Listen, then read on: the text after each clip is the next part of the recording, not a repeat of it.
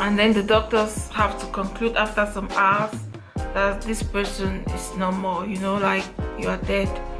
My testimony. So I will not talk too much. I'm just going to go straight into the testimony. You know, it's not like I want to show up.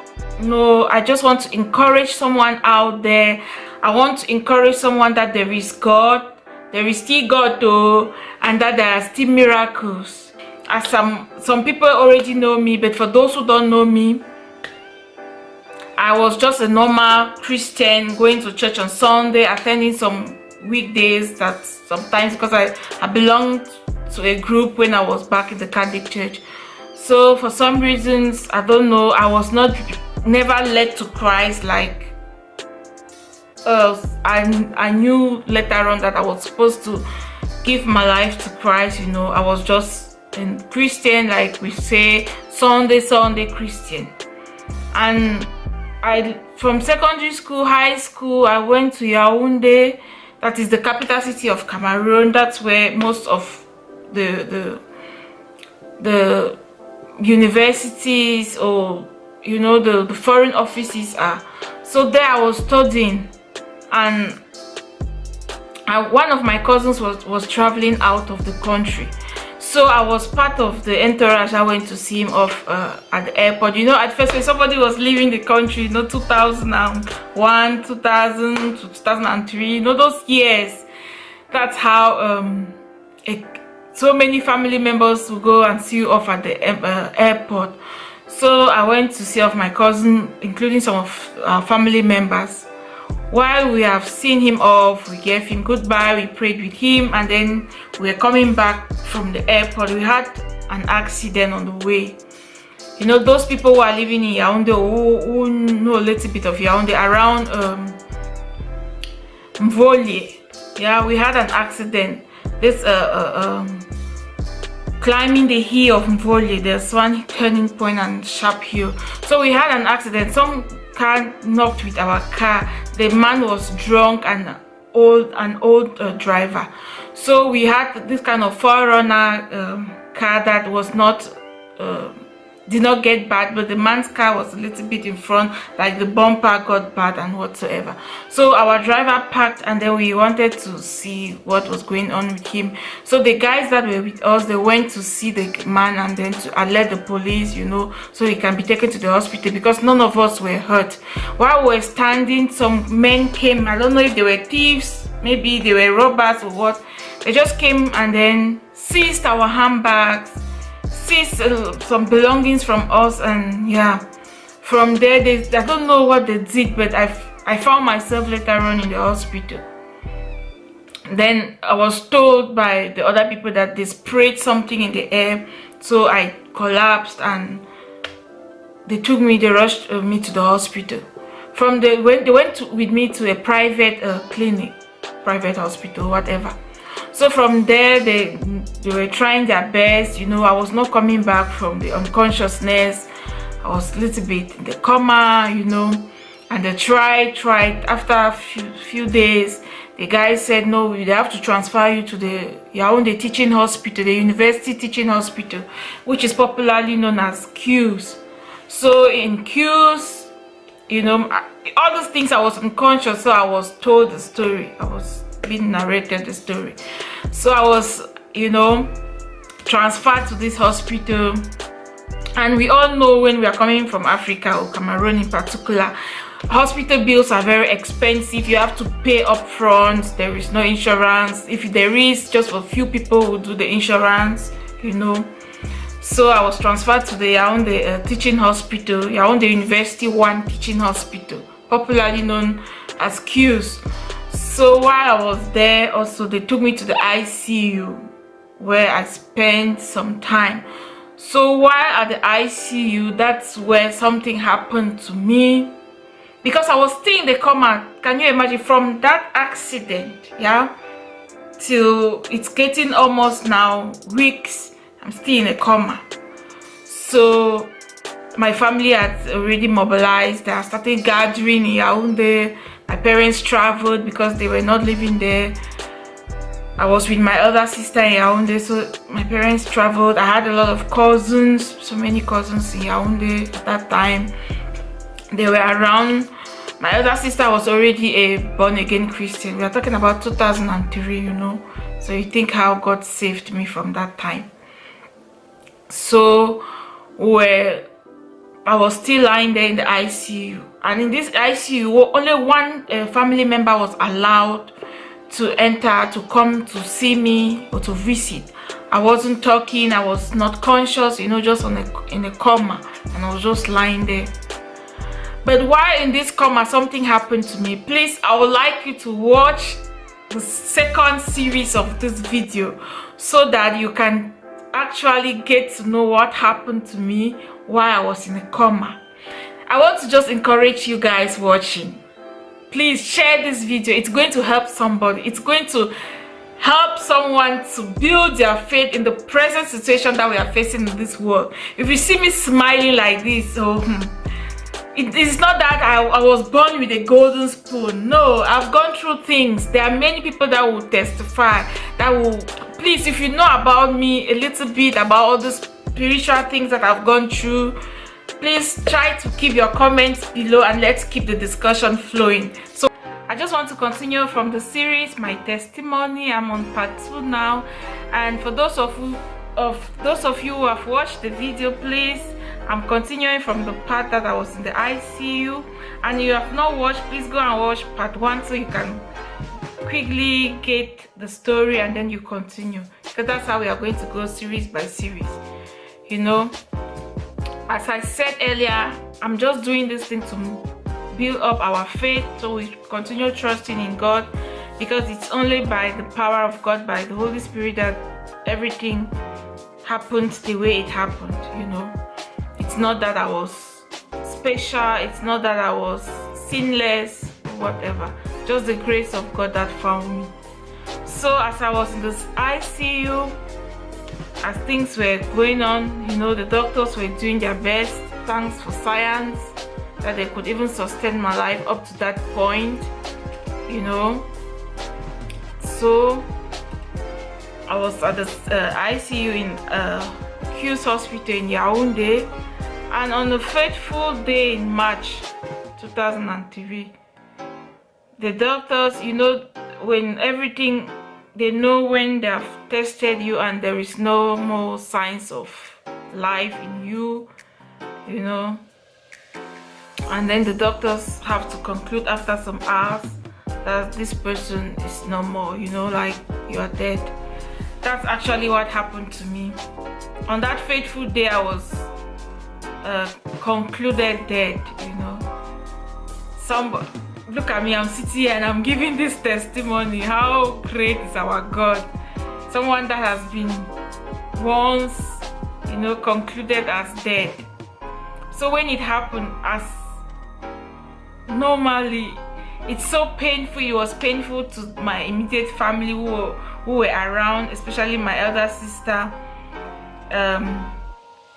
They had to, in Africa, before you take away your corpse, or your patient home from the hospital, you need to pay all the bills. Just for a few private or few mission hospitals that maybe you go home and you arrange how to pay. But there they had to, not me again. I wasn't there. I don't know where my soul was, you know. But I tell you, my brothers and sisters, my friends, my subscribers, my loved ones, if I died at that time, I would not make heaven. I'll just say it as it is. I won't do. Thank God. I just thank God for grace that found me. So when it was concluded that your patient number this on this bed in this apartment or in this ward ICU is gone, they had to, in that hospital there is a mortuary, so they have to arrange for the mortuary, for the payments and everything. As I said in the earlier video, my parents were already in Yaoundé, so I had some people, my brother that was abroad too. So I don't know, they were doing their arrangement with their payments. There was huge sum of money that they had to pay at the hospital. So they were bringing everything together. in that process of bringing everything together, they had to put the corpse in the mortuary. Yeah, you know what I mean. So while they put down, they tied me in a sheet, on the bed. They will just use the sheet that you are lying on and tie you on it. If it was now, maybe there could have been a lot of pictures on social media, but thank God for that period. Maybe most people would not even want to associate with me anymore if I did not come out to say the story. Most people don't know about this story. So as it happened, they went down to the mortuary. There's a lift from the ICU in Q's down to the basement. They went down to the mortuary while one of my cousins was at the door of the mortuary with the mortuary attendant trying to negotiate, and was like, we are going to pay the bus, because they had to go and hire the Vatican bus to carry all my things from my room and then carry cups. They'll just say the special baggage.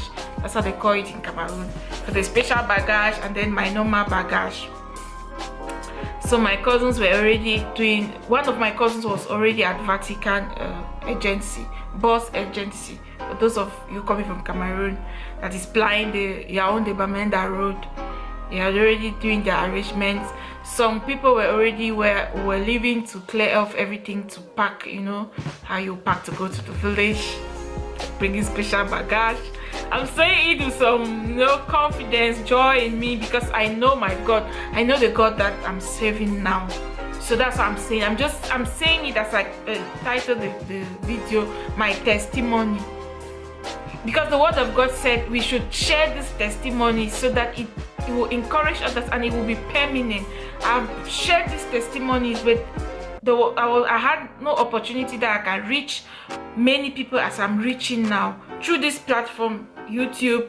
Maybe Facebook also have a bit of it, so that's what happened.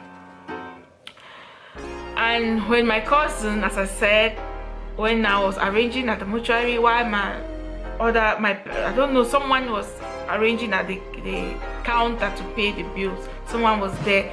They just divided themselves and they were trying to do the work faster before the next day they were to travel to Bamenda. They want to do it very sharp, quick.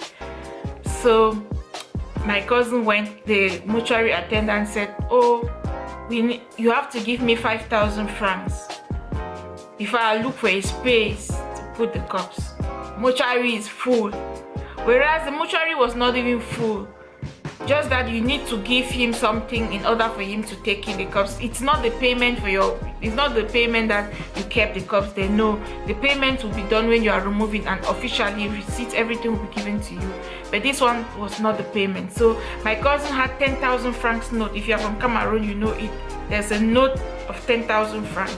So my cousin did not want to give him. He explained this to me. I wasn't there. These things were being explained, and some of the pictures that I saw, for privacy reasons, I'm not going to share those pictures. So he now said he wanted to go and to change the 10,000 into into halves, like change it to come and give the man exactly what he asked for, 5,000 francs. That's what he asked. So he went at the gate of the hospital, because there's some business people that are selling fruits, things, dresses, shoes, and there is a market along there, the Marché Meleng. It used to be along that stretch of the road, Marché Meleng, but now I think it has moved a little bit away. So he went and he was looking for his change to get the money into smaller units, while my elder sister was there praying and doing her thing that she could do.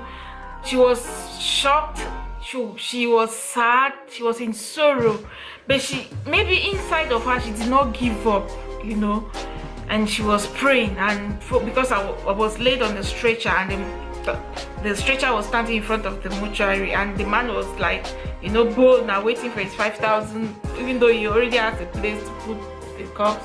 He was waiting for his 5,000 now to just open it and push inside. My sister was there making her rabba gaba shanga, praying. She was just new in the born again issue thing, and my sister was like, she can best explain how she felt at that time. My mom had already collapsed. People were already crying. News had already gone home. They were already arranging also home. You know, when they are bringing cups from another city to another city, they will try to, I don't know what happens now, but they try to go to the parlor, remove the sitting, disorganize the sitting room, remove chairs, remove things, make it like an empty space, pack things, because people will start to come home to stay at that compound where there's a funeral. They try to come and pack. People will come to pack up the compound. So they already announced at home, my uncles, my cousins, the ones that were at home.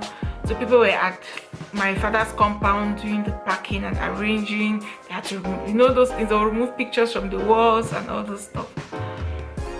And then in that process, this is what happened, my dears. God brought me back, you know. Before I conclude, before I even say what I want to say now, let me, in this, I don't know, I'm just so emotional, but I have to say this because I've decided, I've prayed about it, I've thought about it, I've been wanting to say it, but now I have to, you know. During that period, yeah, this thing happened. Like, I was somewhere, you know, like, let me just say something. Oh my goodness, I don't know how to explain it. You know, when you have not been through it, you cannot understand it. But when you are, it's me that I went through it, that I know it. I don't know how to bring it back. I don't know how to explain it so you guys can understand this thing, understand what I'm meaning. Some people may have gone through it, but I want to, like, you know, yeah. Before, yeah, my cousin was coming back. Yeah, something happened. My cousin had already arranged the bus. The bus was to come the next day because the cops were just to be there for some hours, and then the next day they come and carry. My room was already packed up in the Bonamusati neighborhood. It was a student residential area, the university student residential area. Everything was already done. You know, they'll photocopy your pictures. All those things were already in place. Bills have been paid. So my mom was lying somewhere. My mom collapsed and was taken care of to somewhere. So yeah, I was, yeah. Just continue watching the next series and let me go deeper, and I release the bomb to you guys. You know, as I said, when you see me, I'm like all smiles. It's because the devil is a bastard. The devil has lost this battle some long time ago. The devil and the mother-in-law are all bastards. They have no hold on our lives. That is why I'm alive today and I'm giving this testimony. You know, as my cousin was looking for his change, 10,000, my sister was there, brakajabaga. My mom collapsed and I was lying tight in a sheet in front of the mortuary, ready to take my own position, to be tied, to be marked, and as a special baggage to Bamenda. But as for you know it, our God, my God, your God, said it was not yet time. He said, my daughter, you have a lot ahead of you. You know, you still have a lot of work to do. What I sent you on this earth to do, you haven't started. So you are going nowhere. But little did I know that I was destined for a great job. I was destined to do this for God, you know. But I want to thank God also because He used me as a testimony. Not everybody has this opportunity, you know. So before I just leave the bomb to explode, I want to tell you guys what happened when I was lying in the ICU. I remembered some of those things. Some things people will hear it and maybe you will not believe, maybe you will believe, but I just want to tell you that there are supernatural powers, but the power of God is more than all those powers. While I was lying there, I remembered that I was in another scene. I was somewhere. The people I could remember, I tried to explain them to my family, and they confirmed to me the various people, but most of them were dead. You know, I saw my grandmother. I never had the opportunity to see him physically, but I explained everything about this old woman I saw. I saw my grandfather. I saw them. I saw one of my uncles. I explained the kind of lenses they were putting on, the colors. I explained the dresses I saw them wearing. I saw a lot of things. And while I was in this coma, there was something that was happening in me, and the doctors were very confused. You can go back to Yaoundé if you want to know details about me, about this illness, about everything. Some doctors, some medical doctors had called me after I was well and interviewed me and took down things, you know. I'm going to even put it maybe in the future as a book so people can be encouraged. Sometimes the doctors will come through these kind of things again, and they will know that it happened, it has been happening, and there will be no, you know, shaking. That's why everybody, in everything that you do, you need to put God first, so that you will know how to handle some cases. So while I was there, I was lying in a coma, but I was shedding tears. I could not talk, I could not eat, I could not do anything, you know, just lying there. You know how the ICU is. But the only thing that was happening in my system was that tears were running down. They will run for some time and then they will stop. They will run for some, because everything was documented. I have a summary of it. The hospital has also the summary of it. So while you know,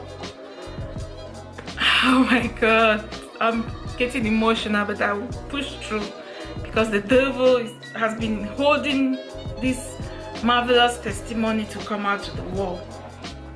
So, you know, while our tears were running down, I remember I will always get beatings. I will be whipped, you know, not like lightly, really got beaten. And I had scars, physical scars. I'm not talking about like imaginary scars.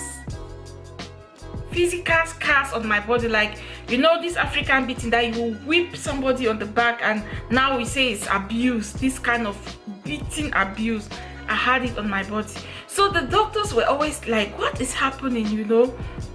Why is she having this? You see, you know, this kind of scars that will lay you, and then you will have marks on your body, and then they were treating some of those marks like a piece wounds or something, and then it will stop, and then the next day you will get another really beat. And during this period, wait, after I cry, after I shed those tears, and then they will start to see, the nurse that will be in charge will start to see this, the scars on my body, just like that. But with the physical eyes, they never saw anybody beating me, because nobody can enter the ICU. They used to watch me through a glass. Who can go inside there and start doing that, except the person is not in the right senses, you know. So it was happening while they are doing their thing. But there was one professor, I think he's of late, may he so rest in peace, Professor Namangu. He was always constantly coming around my bed and doing things, because after that he also had interview with me, lecturing his students. He told me everything, because my family permitted him to do that. So they were always, he said he was, when he comes around my bed, he was, the time that they say tears are running, he wanted that they should, and let him be there. So he told me how he saw tears running down my cheeks, that my body was lifeless, you know, my body was almost lifeless, like in the coma, almost. But they could not understand, they could not scientifically explain it. But I knew that I was somewhere, but I never knew I was even in the hospital. I just knew I saw these people in my family that are of late me, they're so rest in peace.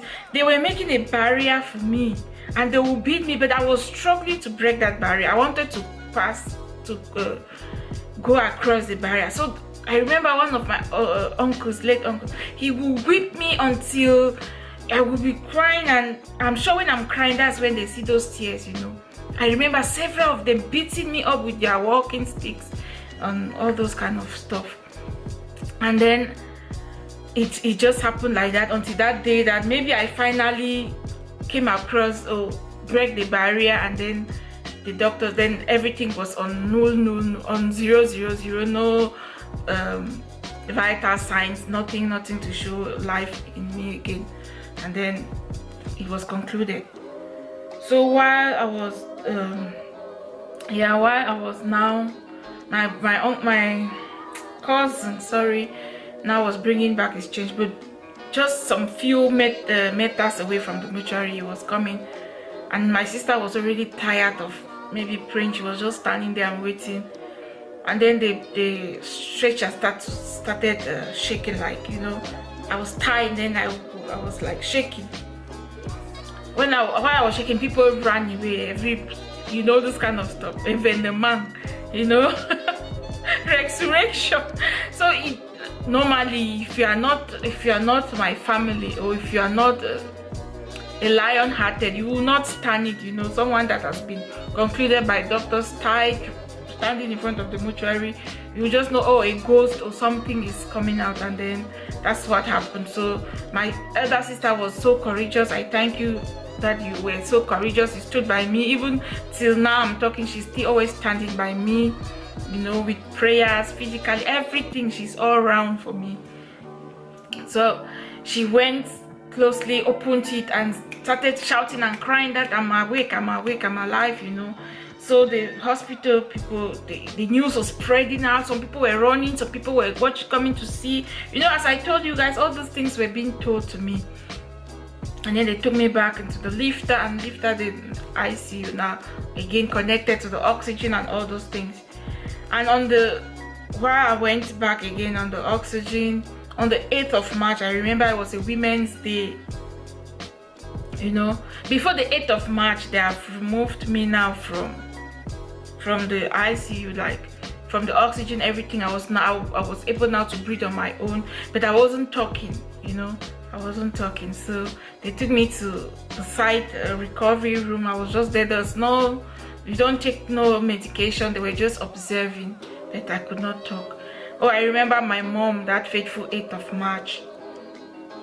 The first time I talked after about 3 months, you know, like my mom was cleaning me up, you know. I really thank you, Mom. Instead of me to clean you up, you did it for me, and I really thank God for your life. I thank God for how you stood by me with your faith, with your prayers, and everyone that stood by me at this period. I myself, I will tell you guys, I was not prayerful. I was living my life, you know, this kind of thing. I'm chopping life. That's what was happening. I was chopping life. I was living. That's what I said. God can do anything to anybody, and God can use anybody. But today He's using me to encourage others. So don't say that your own is too much. Don't even say it. Don't say that, oh, I've committed so much that I cannot even come to God. Now lie. You haven't even started. If God can use me, what about you? If God can change my life, if God can change my situation, what about yours? What about you? There is nothing. The song that we say He's a bulldozer. He will bulldoze all those sins. He will bulldoze all those things that are holding you back. He will bulldoze every of those things. Just name them. And He will bring you back to the original person that He created you for. That was the beginning of my originality, of my destiny showing, you know. And there is something I want to say. The devil never goes for people without great destinies. Please mark my words. Go into your families. Check. Just think of those who are being fought, whose lives are not going the way people are thinking they have to go, whose lives are not, maybe failing exams, maybe not succeeding in their business, maybe not succeeding in their lives as general. They have great destinies, and the devil has seen it, because the devil sees. It was a wise angel, was also in heaven before he was casted out with his followers. You know, they know those people that are great, that they will be great. They know the people that have been assigned to come and help humanity. So they will fight you from the beginning. If you don't have a kind of strong foundation, a kind of family foundation, or friends or people who are praying for you and helping you with prayers, you will just end up in hell. I will not lie. If I died that time, I would have ended up in hell. I was not born again. I had not given my life to Christ. I was just living. So, and that 8th of March my mom was cleaning me, and I just remember that she was cleaning my legs like with the face towel. She was on my legs at that time, and then after she cleaned it, I felt some cold sensation on my body. And then I just like, because I was lying there, even though I was in that waiting room, I could not turn myself, I could not do anything. You have to turn me to everything. It's just because they had money to continue paying, else they could have transferred me straight to the house. But because they wanted to keep me there and let the hospital be observing, and you are paying every day, you know. So I just turned my head after this trip, like my mom, I saw her bending and looking at me with kind of amazement. And then she cleaned the place. She went again and touched that part of my leg that she touched. And then I looked at her. And then she quickly took the cover, the bed cover, the blanket that she had to cover me. It wasn't really thick blanket, a light kind of bed sheet. And then covered me. Then I said, Mommy, if you say I need the feel, I will never forget these words. Those were the first words that I said to my mom after those months of being on oxygen, of experiencing those nonsense things. I said, Mommy, if you say I need the fico. She removed it and covered it again. She never answered me like something was wrong. But I knew I was just discussing with her. I did not know it was the first time after a long period of not speaking. When I said it again, I said, Mommy, I'm not feeling cold, so remove it. I just had my mouth shouting. She can talk, she can speak. She was so excited, and then she shouted and went out, and then people started coming. The nurses came and greeted me. How are you? What is your name? They were trying to see if I was oriented or if I was still normal or something, you know, to get my orientation. And they asked me everything, but what I did not know was where I was. I never knew the hospital, I never knew anything. So they told me the hospital I was and everything, and the date and when I came to the hospital, and you know, they did not explain everything to me because normally I was looking so tired. And then I remember because it was the International Women's Day, the CEMAC women, that's a group of women led by the wife of the president. They came to the hospital to give a gift to women and sick people. So during that, as my mother was cleaning me up for that, because they have to visit the wards and visit me. I was in a room with someone, and an old woman, also one of the minister's mom, waiting also to give up the ghost, you know. We were up at the ICU, but in one observation room. So they came also, they gave gifts to us, to me, and they also greeted me, and then they were telling them the story. The nurse was telling them the story that something happened today, that's a miracle, because there was a nurse in that ICU. I forgot to say that part. She was an apostolic lady. She used to pray. So she told me everything. The people caring for me also told me. So when I recovered myself, she came with the people whom she has been praying with. They came and prayed with me, and they asked me about my spiritual life, you know, and all those stuff. And you know, as I was coming out from a strong Catholic background, so when you are sick, or when they feel that you are sick to some extent, they have to bring a priest to anoint you, to give you the anointing of the sick. So it was done to me in Yaoundé, and for them, they know you have taken all your sacraments. The only sacrament I wasn't was remaining for me as a Catholic Christian was the sacrament of marriage. So when you look at our baptism card, you will see the baptism, the first Holy Communion, marriage, and then sacrament of the sick. That means you're then going to die. You know, they make it like you die when you are old, those kind of stuff. But I skipped some parts to get some, yeah. But that was God's plan, because He wanted that at this day that I'm sitting here, I should give this testimony, and the world should know that God is a great miracle worker. Please know that there are fake miracles. Like somebody did one, I don't know, it was last year, that there was one guy that woke up from a coffin in South Africa. Those things were fake. I watched it and I just laughed. No pastor was there to pray for me and say, you, Therese, wake up from there. Nobody. No, it was just the grace of God. And we were not in any crusade. We did not go to anywhere. Nothing was in a government hospital that it happened. It was not in a mission hospital, it was not in a church building, it was not on a crusade ground. But mind you, miracles are taking place, because I still have a lot of these supernatural miracles that I'm going to give again. But this one of resurrection, will end it at this place, you know. It's 1, 2, and 3. So guys, go and watch part 1, part 2, and then you come and watch this part 3 so you can understand it. And I'm going to give another testimony also in parts like that, so we enjoy it. And you know, for not making it too long, I just want to end here for now. And I want to thank you and encourage everybody that, as I've been saying, that is my duty, to encourage, to tell you that I went through it. Jesus was the fourth man in the fire. He cared for me. He brought me out from the fire. Nothing hurt me, nothing happened to me. He would do it for you. He would do it for you, and he would do it for you. In the name of Jesus, amen.